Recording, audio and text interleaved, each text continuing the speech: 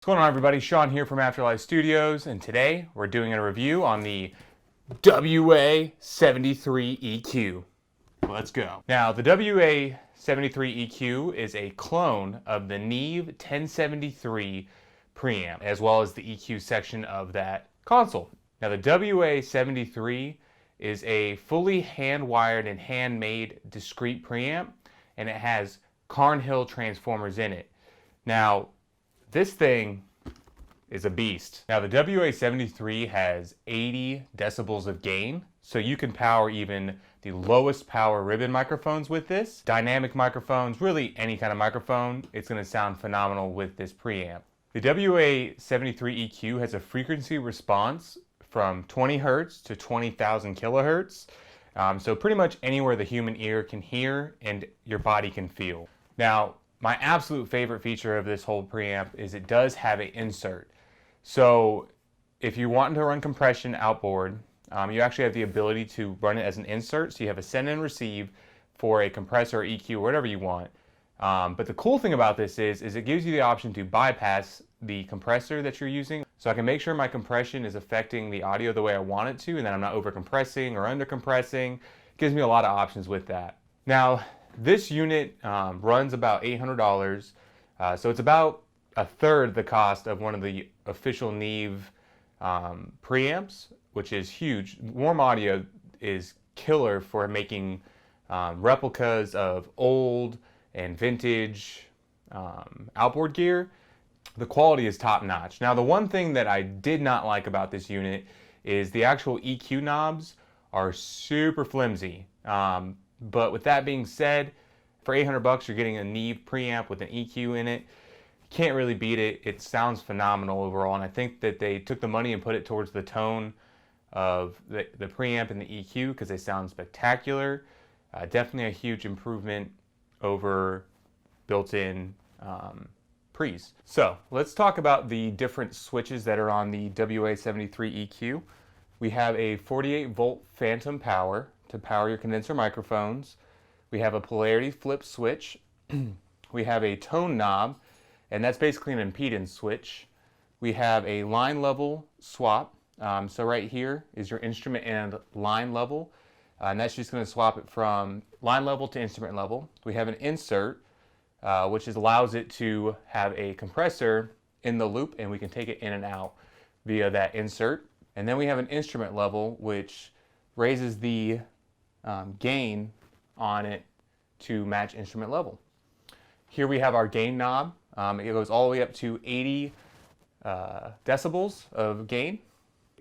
Low band that has a range from 35 to 220. You have a mid band, which is 360 to 7200, and then you have a high end that has a band from 10,000 to 16,000 hertz. Then we also have this knob, which turns the EQ on and off. And then we have a makeup gain at the end, so you can gain stage from there. Now let's dig into some things that I like and some things that I don't like. These knobs, they are super flimsy. You can kind of hear them. But you accidentally knock them, these are going to go all over the place. Now the knobs that are underneath it to actually switch the frequencies are pretty solid, but these, not the biggest fan. I think they could have done a better job with them. They do feel cheap. These ones, super tactile, super good, but they definitely did not put a lot of money into this one, which is weird because this knob over here, the gain knob, has a great tactile feeling to it, so I'm a big fan of that knob. But these three, the actual band knobs with the boost and attenuation, not my favorite. So that would be my biggest concern with this unit, but I can't imagine that that would be a hindrance, and they put all the money into the sound quality for sure on this. So let's demo the EQ on some guitar. I'm just going to do some basic chugging and just kind of get you to hear how the EQ affects the guitar tones. It's just flat. So let's boost the low end and just kind of take it from the very lowest to the very top.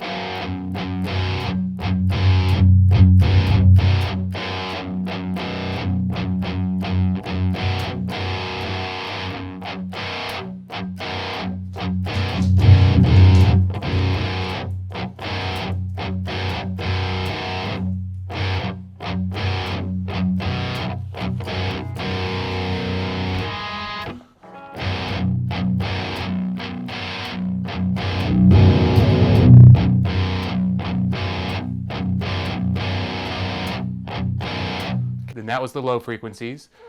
Let's go back and listen to the mids. Starting all the way down at 300 flat.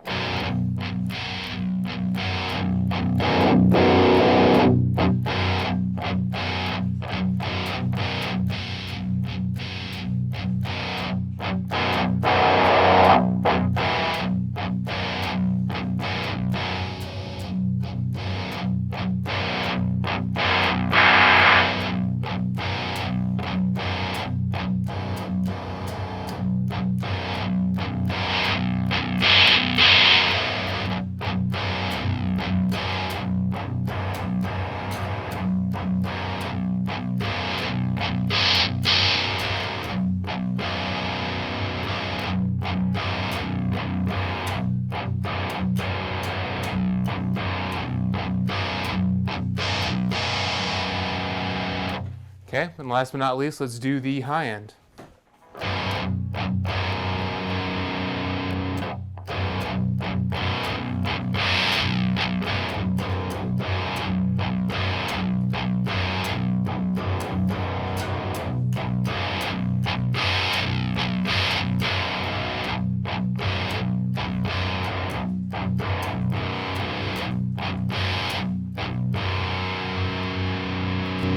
Bypassed. And if you got this far into the video, I just want to take a quick second and invite you to subscribe to the channel. Hit the notification bell. It helps me more than you ever know. And with that being said, let's continue on to the video. Alrighty, so as you can hear, the EQ affects the guitar in a very musical tone. It's very smooth, it's very articulate. Let's jump over to snare and let's hear how that sounds.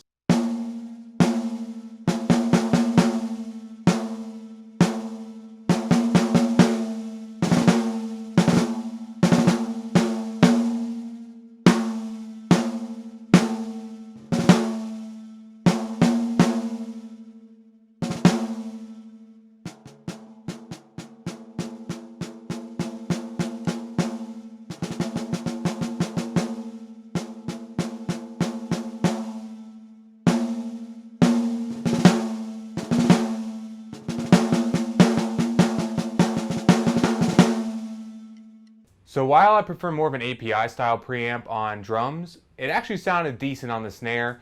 There was lots of warm, low end, there was lots of saturation in the audio, and it sounded pretty damn good.